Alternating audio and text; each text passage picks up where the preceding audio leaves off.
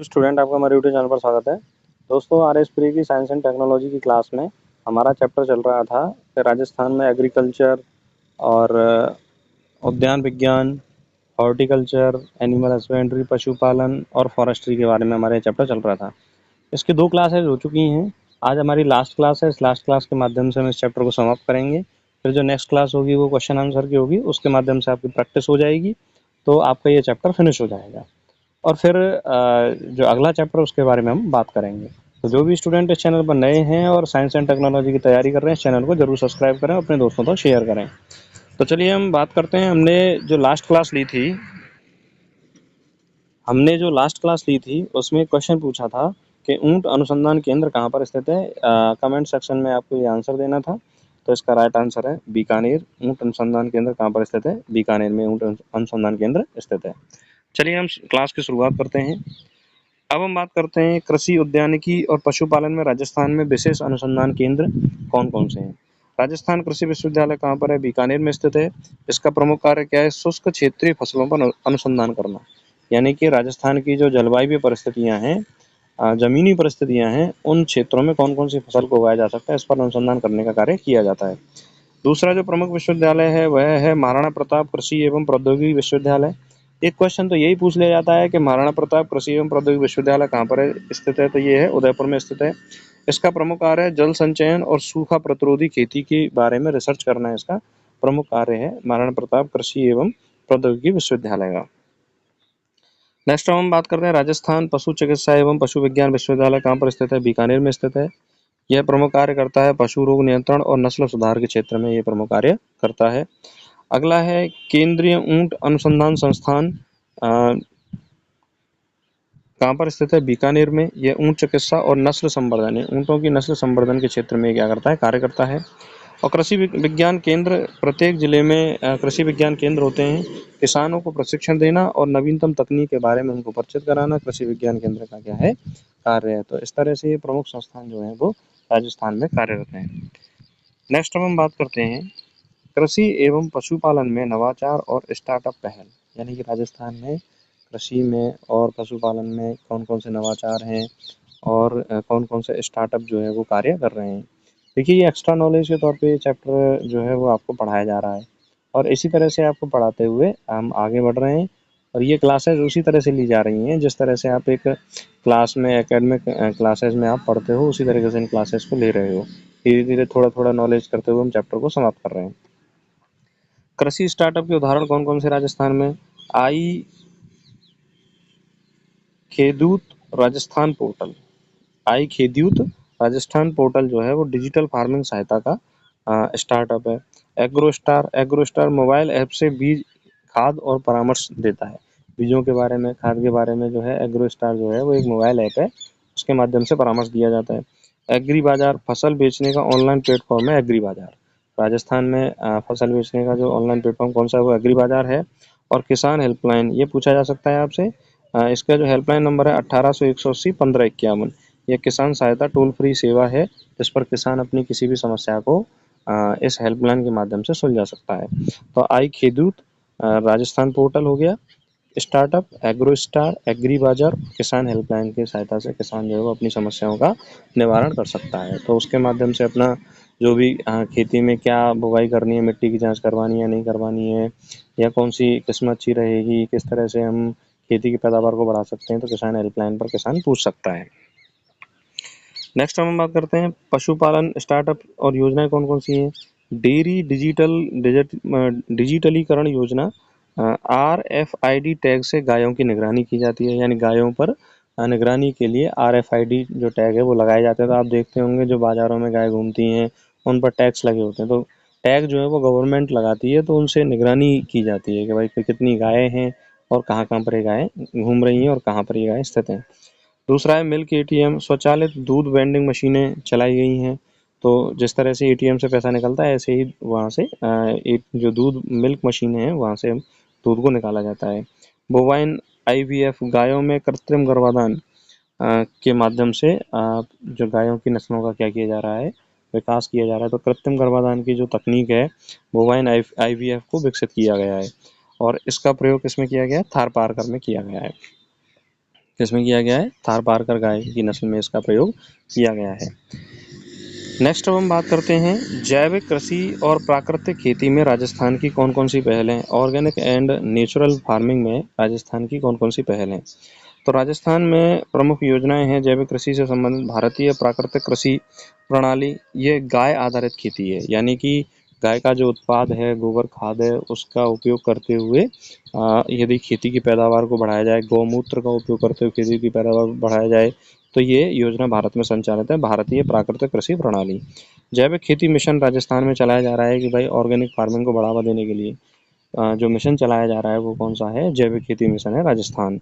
कोटा, झालावाड़, सिरोही को जैविक जोन घोषित किया गया है। जैविक जोन घोषित किससे किया गया है? कोटा, झालावाड़ और सिरोही को। तो ये एग्जाम की दृष्टि से इम्पोर्टेंट है, इसको आप याद रखो।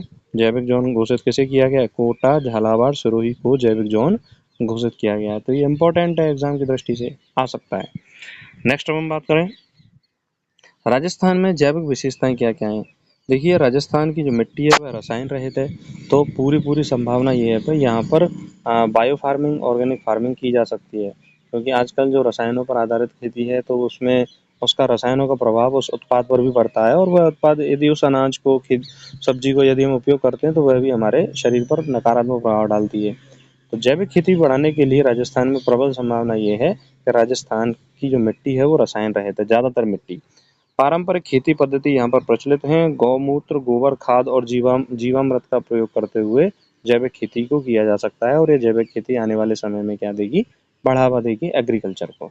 तो राजस्थान में जैविक खेती की प्रबल संभावनाएं हैं, क्योंकि यहाँ पर मिट्टी जो है वो रसायन रहित है, पारंपरिक खेती पद्धति है, गौमूत्र, गोबर खाद और जीवामृत का उपयोग किया जाता है। अब हम बात करते हैं पशुपालन से महिला सशक्तिकरण और स्वावलंबन की दिशा में राजस्थान कदम बढ़ा रहा है। राजस्थान किस तरह से कदम बढ़ा रहा है? महिला स्वयं सहायता समूह, जिसमें आप बात करें कि भाई महिलाएं भी पशुपालन में अपना सहयोग दे रही हैं, और उस पशुपालन के माध्यम से धीरे धीरे राजस्थान भी आगे बढ़ रहा है। बकरी पालन, डेयरी यूनिट, ऊन कताई, खाद्य निर्माण के क्षेत्र में महिलाएं सहयोग दे रही हैं।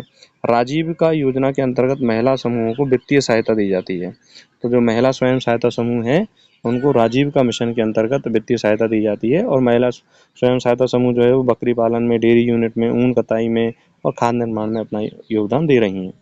इसका क्या परिणाम निकल रहा है कि महिलाओं की घरेलू आय में वृद्धि हो रही है, आर्थिक आत्मनिर्भरता की तरफ महिला बढ़ रही हैं, और स्थानीय स्तर पर रोजगार सृजन हो रहा है। तो इससे फ़ायदा क्या हो रहा है कि महिलाओं की जो आय अगर आ रही है तो घरेलू आय में वृद्धि हो रही है, आर्थिक आत्मनिर्भरता बढ़ रही है, और स्थानीय स्तर पर रोजगार का क्या हो रहा है? सृजन हो रहा है महिलाओं की आय बढ़ने से। नेक्स्ट अब हम बात करें कृषि में कृत्रिम बुद्धिमत्ता और मशीन लर्निंग का उपयोग, यानी कि एग्रीकल्चर में भी आर्टिफिशियल इंटेलिजेंस का उपयोग करते हुए खेती को आगे की तरफ बढ़ाया जा सकता है। जैसे एआई आधारित कृषि समाधान क्या है कि फसल रोग पहचान ऐप्स, लीफ डॉक्टर और प्लांटिक्स प्लांटिक्स जो है वो फसल रोग पहचान ऐप है। तो इनके माध्यम से हम ये पता कर सकते हैं कि फसल में कौन सा रोग लग रहा है और उसका निवारण कैसे किया जा सकता है। ड्रोन स्प्रेइंग सिस्टम, कम लागत व सटीक कीटनाशक का छिड़काव।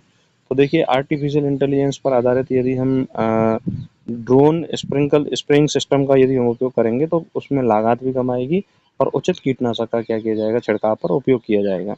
स्मार्ट इरिगेशन सिस्टम, सेंसर आधारित जल प्रबंधन।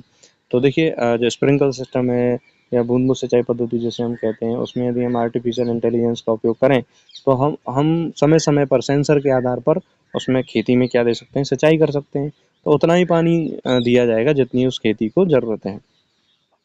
राजस्थान के कोटा, जयपुर और अजमेर जिलों में पायलट स्तर पर आर्टिफिशियल इंटेलिजेंस पर आधारित खेती का प्रयोग प्रारंभ किया गया है। कौन-कौन से जिले? कोटा, जयपुर और अजमेर जिले में। तो आपसे क्वेश्चन पूछा जा सकता है कि भाई राजस्थान के ऐसे कौन से जिले हैं जिसमें कृत्रिम बुद्धिमत्ता पर आधारित खेती की जा रही है, आर्टिफिशियल इंटेलिजेंस के आधार पर खेती की जा रही है। तो वो कौन-कौन से हैं? कोटा, जयपुर और अजमेर। नेक्स्ट अब हम बात करें राजस्थान में कृषि एवं पशुपालन के कुछ महत्वपूर्ण तथ्यों के बारे में बात करें। ऊंट प्रजनन संस्थान कहाँ पर है? बीकानेर में स्थित है। राजस्थान की दुग्ध सहकारी संस्था कौन सी है? सरस डेयरी है। राजस्थान की सबसे प्रसिद्ध गाय की नस्ल कौन सी है? तो राठी गाय की नस्ल है, सबसे प्रसिद्ध है। राजस्थान की सबसे अधिक भेड़ पालन करने वाला जिला कौन सा है? बीकानेर है। राजस्थान का सबसे अधिक भेड़ पालन करने वाला जिला कौन सा है? बीकानेर है। नेक्स्ट हम बात करते हैं सर्वाधिक जीरा उत्पादन कहाँ होता है? जा से जीरा और जा से बनता है जालौर। तो जालौर में सर्वाधिक जीरा उत्पादन होता है। सबसे अधिक वन क्षेत्र कहाँ पर है? उदयपुर में स्थित है। एलोवेरा उत्पादक जिला कौन सा है? बाड़मेर है। राजस्थान में बाड़मेर ऐसा जिला है जो एलोवेरा उत्पादक जिला है। ऊन मंडी कहाँ पर है? ऊन मंडी जोधपुर में स्थित है। ऊन मंडी कहाँ पर स्थित है? जोधपुर में। राष्ट्रीय बागवानी मिशन के तहत लाभान्वित क्षेत्र कौन सा है? कोटा है। राष्ट्रीय बागवानी मिशन के तहत लाभान्वित क्षेत्र राजस्थान में कौन सा है? कोटा है।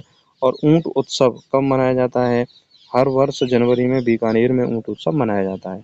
तो कुछ एग्जाम ओरिएंटेड फैक्ट हैं जो परीक्षा में आपसे पूछे जा सकते हैं। नेक्स्ट हम बात करते हैं राजस्थान में कृषि आधारित उद्योग कौन कौन से हैं।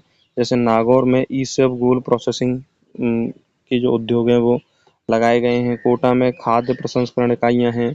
जोधपुर में एलोवेरा अचार और मसाला उद्योग हैं। अजमेर में फूलों से इत्र बनाने का निर्माण किया जाता है। भरतपुर में अनार और आम प्रोसेसिंग इकाइयाँ हैं। भरतपुर में क्या है? अनार और आम प्रोसेसिंग इकाइयाँ। तो नागौर में क्या? ईसबगोल प्रोसेसिंग इकाई। कोटा में खाद्य प्रसंस्करण इकाई। जोधपुर में एलोवेरा अचार मसाला उद्योग है। अजमेर में फूलों से इत्र निर्माण किया जाता है। और भरतपुर में अनार एवं आम प्रोसेसिंग इकाइयाँ लगी हुई हैं। नेक्स्ट हम बात करते हैं सरकारी सहयोग क्या है। तो राज इन्वेस्ट और रीको के माध्यम से एग्रो प्रोसेसिंग यूनिट को प्रोत्साहन दिया जाता है। राज इन्वेस्ट मतलब राजस्थान इन्वेस्ट और रीको के माध्यम से जो एग्रो प्रोसेसिंग यूनिट है उनको प्रोत्साहन दिया जाता है। एक जिला एक उत्पाद योजना के तहत कृषि उत्पादों की पहचान बनाई गई है और उनकी ब्रांडिंग की जाती है। तो भाई इस जिले में ये उत्पाद सबसे प्रमुखता से होता है तो उस जिले का नाम होता है और कृषि की जो ब्रांडिंग है वो बनती है। नेक्स्ट हम बात करते हैं कृषि वानिकी पशुपालन में जल संकट से निपटने की क्या रणनीति है। तो राजस्थान में क्या चुनौती है? राजस्थान में औसत वर्षा जो है वो केवल 575 mm होती है। 70% भूजल पर कृषि निर्भर है और सिंचाई में अत्यधिक जल दोहन होता है। सिंचाई में जो पानी की जो वेस्टिंग है वो ज़्यादा होती है। तो इसलिए एक वैज्ञानिक तकनीक पर आधारित खेती की हमारे राजस्थान में क्या है? आवश्यकता है। इसका समाधान क्या है? माइक्रो इरिगेशन तकनीक ड्रिप और स्प्रिंकल सिस्टम के द्वारा बूंद बूंद सिंचाई पद्धति और स्प्रिंकल सिस्टम के द्वारा यदि हम खेती करें तो पानी की जो वेस्टिंग है उसको रोका जा सकता है और कम कम पानी में खेती की जा सकती है। पानी बचाओ और पानी बढ़ाओ अभियान को चलाया जा रहा है राजस्थान में, जिससे कि पानी के संरक्षण सेविंग की जा रही है और पानी को बढ़ाने पर ध्यान दिया जा रहा है। जल शक्ति अभियान कुएं तालाब और टाँके पुनर्भरण के कार्य के अंतर्गत जल शक्ति अभियान चलाया जा रहा है। खेत का पानी खेत में चेक डैम का निर्माण किया जा रहा है। वानिकी में भी जल संरक्षण हेतु वृक्षों की जल संवेदनशील प्रजातियां नीम बबूल और खेजड़ी को क्या दी जाती है? प्राथमिकता दी जाती है। तो नीम बबूल और खेजड़ी को प्राथमिकता दी जाती है। जल संरक्षण हेतु वृक्षों की जो जल संवेदनशील प्रजातियां हैं उनमें फॉरेस्ट्री के तहत किस किस को लगाया जाता है राजस्थान में, जिसमें कम पानी की आवश्यकता है? नीम बबूल और खेजड़ी को। नेक्स्ट अब हम बात करते हैं राजस्थान में पशुधन बीमा एवं चिकित्सा सेवाएं कौन कौन सी हैं। तो राजस्थान में पशुधन बीमा योजना संचालित है। सरकार द्वारा सब्सिडी युक्त बीमा प्रीमियम दिया जाता है। पशु की मृत्यु पर, गाय की मृत्यु होती है तो 30,000 तक और भैंस की मृत्यु होने पर 50,000 तक मुआवजा दिया जाता है राजस्थान सरकार के द्वारा। नेक्स्ट हम बात करते हैं मोबाइल पशु चिकित्सा इकाइयाँ। हर पंचायत में एक मोबाइल वेटनरी यूनिट होती है। 104 हेल्पलाइन नंबर के माध्यम से पशुओं की चिकित्सा के लिए संपर्क किया जाता है। टीकाकरण अभियान एफएमडी मतलब फुट एंड माउथ डिजीज मुक्त राजस्थान अभियान चलाया जा रहा है। क्योंकि पशुओं में सबसे ज़्यादा जो बीमारी पाई जाती है वो यही पाई जाती है, फुट एंड माउथ डिजीज। और पशुधन स्वास्थ्य कार्ड योजना चलाई जा रही है पशुओं के स्वास्थ्य से संबंधित। नेक्स्ट हम बात करते हैं राजस्थान में सामाजिक वानिकी एवं सामुदायिक सहभागिता। सामाजिक वानिकी सोशल फॉरेस्ट्री में सामुदायिक भूमि पर वृक्षारोपण करना क्या कहलाता है? सामाजिक वानिकी कहलाता है। स्कूली छात्र महिला सहायता समूह और ग्राम पंचायतों में की भागीदारी की सहायता से जो सार्वजनिक भूमि है उन पर यदि हम पेड़ पौधे लगाएंगे तो राजस्थान में ग्रीनरी को बढ़ावा दिया जाएगा। नेक्स्ट हम बात करते हैं औरण गोचर और देववन। पारंपरिक सामुदायिक संरक्षण प्रणाली है औरण गोचर और देववन, मतलब कि भाई जो वन है उनका संरक्षण किया जाता है और उसमें वनों को बढ़ाया जाता है पेड़ पौधे लगाकर। विश्नोई समुदाय द्वारा वन्य जीवों की रक्षा हेतु अरण्य के रक्षक कहा जाता है। क्या कहा जाता है विश्नोई समुदाय को? अरण्य के रक्षक। अरण्य मतलब हो गया वन, तो विश्नोई समुदाय जो है वो पेड़ पौधों के काटने का विरोध करता है तो इसीलिए इनको क्या बोलते हैं? अरण्य रक्षक। और प्रशासनिक पहल क्या है? देखिए जन वन योजना के तहत ग्राम स्तर पर स्वयं सेवी वृक्षारोपण के माध्यम से वनों को बढ़ाने पर जोड़ दिया जा रहा है। वन मित्र समिति का गठन किया जाता है जिससे कि वनों को नुकसान ना पहुंचे, वनों को ना काटा जाए और वनों को किस तरह से बढ़ाया जाए, तो उन सभी बातों पर ध्यान दिया जाता है। नेक्स्ट अब हम बात करें, कृषि और पशुपालन को आत्मनिर्भर भारत अभियान से जोड़ा गया है। आत्मनिर्भर राजस्थान में योगदान, आत्मनिर्भर भारत कृषि पैकेज के तहत कृषि ऋण सहायता दी जाती है, कोल्ड स्टोरेज इंफ्रास्ट्रक्चर तैयार किया जाता है और किसान उत्पादक संगठन बनाए जाते हैं। तो किसके तहत? आत्मनिर्भर राजस्थान भारत योजना के तहत। राजस्थान के प्रमुख किसान उत्पादक संगठन कौन कौन से हैं? नागौर सरस एफपीओ, ये दूध उत्पादन के क्षेत्र में कार्य करता है, और जोधपुर एफपीओ एलोवेरा और देसी गुलाब उत्पाद के क्षेत्र में क्या करता है? कार्य करता है। तो नागौर सरस एफपीओ जो है वो फार्मर प्रोडक्ट ऑर्गेनाइजेशन जो है वो दूध उत्पादन के लिए कार्य करता है, और जोधपुर एफपीओ है एलोवेरा देसी गुलाब उत्पाद के लिए क्या करता है? कार्य करता है। नेक्स्ट अब हम बात करते हैं, राजस्थान में महिला कृषि उद्यमिता, वुमेन एग्री एंटरप्रेन्योरशिप जो है वो कौन कौन सी हैं? तो राजीविका योजना के तहत महिला जो सहायता समूह है उनको कृषि यंत्र, खाद और बीज पर अनुदान दिया जाता है। सखी मंडल आधारित कृषि विपणन केंद्र बनाए गए हैं। गौशाला संचालन में महिलाओं की भागीदारी को सुनिश्चित किया जा रहा है। इससे प्रभाव क्या पड़ रहा है कि महिला किसानों की आय में वृद्धि हो रही है और सामुदायिक नेतृत्व में महिलाओं की भूमिका भी बढ़ रही है। इसके ये क्या मिल रहे हैं? लाभ मिल रहे हैं। नेक्स्ट अब हम बात करें, कृषि और पशुपालन आधारित शिक्षा एवं रोजगार। तो देखिए, राजस्थान कृषि अनुसंधान संस्थान कहाँ पर स्थित है? दुर्गापुरा में स्थित है। राजस्थान पशु चिकित्सा विज्ञान विश्वविद्यालय कहाँ पर है? बीकानेर में है। भारतीय बागवानी अनुसंधान संस्थान की शाखा कहाँ पर है? बीकानेर में स्थित है। कहाँ पर स्थित है? बीकानेर में। Agriculture clinic, agri business centre scheme चलाई जा रही है प्रशिक्षण कार्यक्रम में। एग्रीकल्चर क्लिनिक और एग्रीकल्चर बिजनेस सेंटर स्कीम, और कृषि तकनीकी प्रशिक्षण दिया जाता है किसानों को कृषि विज्ञान केंद्र पर, केवीके पर। तो किसानों को प्रशिक्षण दिया जा रहा है, किसानों को agree clinic, agri business centre scheme के बारे में बताया जा रहा है। बागवान अनुसंधान संस्थान है, पशु चिकित्सा विश्वविद्यालय है, कृषि अनुसंधान केंद्र भी राजस्थान में स्थित है। नेक्स्ट हम बात करते हैं, देखिए आरएस के हिसाब से कुछ इंपॉर्टेंट फैक्ट हैं। जैसे कृषि के क्षेत्र में राजस्थान में सबसे अधिक बाजरा उत्पादन होता है, और खरीफ फसल का सबसे अधिक क्षेत्रफल भी कहाँ पर है? राजस्थान में है। उद्यानिकी में जीरा शीर्ष उत्पादन कहाँ पर होता है? जोधपुर और जालौर में। और खजूर की खेती कहाँ होती है? जैसलमेर में होती है। वानिकी के क्षेत्र में सबसे अधिक वन कहाँ पर है? उदयपुर में। सबसे कम वन कहाँ पर है? श्रीगंगानगर में। पशुपालन के क्षेत्र में ऊँटों की संख्या में राजस्थान भारत में पहले नंबर पर है, और थारपारकर नस्ल जैसलमेर और बाड़मेर में पाई जाती है। कहाँ पर पाई जाती है? जैसलमेर और बाड़मेर में थारपारकर नस्ल पाई जाती है। नेक्स्ट अब हम बात करते हैं, राजस्थान की कृषि अर्थव्यवस्था से जुड़े कुछ महत्वपूर्ण बातें। जैसे राजस्थान का कौन सा जिला औषधीय खेती के लिए प्रसिद्ध है? तो वो कौन सा है? प्रतापगढ़। ऊंट अनुसंधान केंद्र कहाँ पर स्थित है? बीकानेर में। राजस्थान बकरी विकास बोर्ड की स्थापना कब हुई? 2014 में। राजस्थान बकरी विकास बोर्ड की स्थापना कब हुई? 2014 में। नेक्स्ट अब हम बात करते हैं, राजस्थान की कौन कौन सी नस्ल ऊन उत्पादन के लिए प्रसिद्ध है? तो मालपुरी भेड़। कौन सी? मालपुरी भेड़ जो है वो ऊन उत्पादन के लिए प्रसिद्ध है। अरावली वन पट्टी किस वानिकी योजना का हिस्सा है? अरावली पुनरुद्धार कार्यक्रम। अरावली पुनरुद्धार कार्यक्रम जो है उसके तहत अरावली वन पट्टी योजना को प्रोत्साहन दिया गया है। राज्य जैव विविधता बोर्ड कहाँ पर स्थित है? जयपुर में स्थित है। राज्य जैव विविधता बोर्ड कहाँ पर स्थित है? जयपुर में। हरित राजस्थान अभियान किस उद्देश्य से चलाया जा रहा है? तो वन क्षेत्र को बढ़ाने के लिए हरित राजस्थान अभियान चलाया जा रहा है। नेक्स्ट अब हम बात करते हैं, राजस्थान में औरण शब्द का तात्पर्य क्या है? तो पारंपरिक संरक्षित वन क्षेत्र को औरण कहते हैं। ध्यान दीजिए, इंपॉर्टेंट प्रश्न है ये, परीक्षा में पूछा जा सकता है। राजस्थान में औरण शब्द का तात्पर्य क्या है? तो पारंपरिक संरक्षित वन क्षेत्र को क्या बोलते हैं? औरण बोलते हैं। पशु टीकाकरण हेतु राज्य सरकार द्वारा कौन सी हेल्पलाइन शुरू की गई है? 104 हेल्पलाइन शुरू की गई है। कौन सी? 104 हेल्पलाइन शुरू की गई है। जन वन योजना किस उद्देश्य से शुरू की गई है? सामूहिक वृक्षारोपण और हरित आवरण में वृद्धि हेतु जन वन योजना शुरू की गई है। सामूहिक वृक्षारोपण और हरित आवरण में वृद्धि हेतु जन वन योजना शुरू की गई है। राजस्थान की कौन सी नस्ल ऊन उत्पादन के लिए विख्यात है? तो मालपुरी भेड़। राजस्थान के किस समुदाय को पारंपरिक वन संरक्षण के लिए जाना जाता है? तो विष्णुई समुदाय। कौन सा समुदाय? विष्णुई समुदाय। नेक्स्ट अब हम बात करते हैं, राजस्थान में सर्वाधिक किस खाद्यान्न का उत्पादन होता है? तो बाजरा का होता है। थारपारकर गाय की नस्ल कहाँ पाई जाती है? जैसलमेर और बाड़मेर में। और राष्ट्रीय ऊंट उष्णकटिबंधीय बागवानी अनुसंधान केंद्र कहाँ पर स्थित है? बीकानेर में। राजस्थान का सर्वाधिक वन क्षेत्र किस जिले में है? उदयपुर में।